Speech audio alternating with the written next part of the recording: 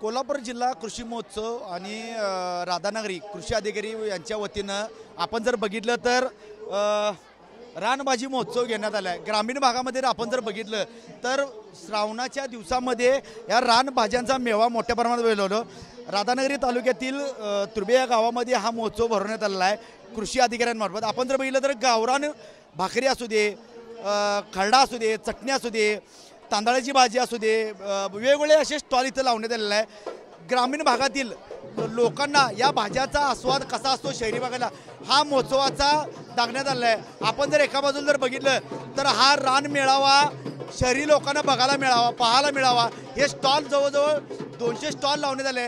हा स्टॉल बघण्यासाठी ग्रामीण भागातून आणि शहरी भागातून नागरिक मोठ्या प्रमाणात आलेले आहेत। जर आपण जर बघितलं तर या रानभाज्यांचा आस्वाद फक्त ग्रामीण भागात बघायला मिळत असतो, खायला मिळत असतो, पण शहरी भागामध्ये कधी बघायला मिळत नाही। पण आपण जर बघितलं तर एका बाजूला जर बघितलं तर हा रानभाज्यांच्या स्टॉलमध्ये जर बघितलं तर पालक असू दे, पोकळा असू दे, मेथी असू दे, असे वेगवेगळे रान भाज्यांचे स्टॉल इथे लागले आणि त्याची माहिती या ग्रामीण भागातील महिला शेतकरी वर्ग देऊ लागले आहेत। आपण जर बघितलं तर असे महाराष्ट्र शासनाने जर असे उपक्रम जर हाती घेतले तर या ग्रामीण भागातील शेतकऱ्यांना एक कुठेतरी दिलासा आणि कुठेतरी उत्पादनाला मोठी वाढ मिळू शकते। कॅमेरामॅन सुनील काटकर, मी साईनाथ जाधव, TV9 मराठी, कोल्हापूर।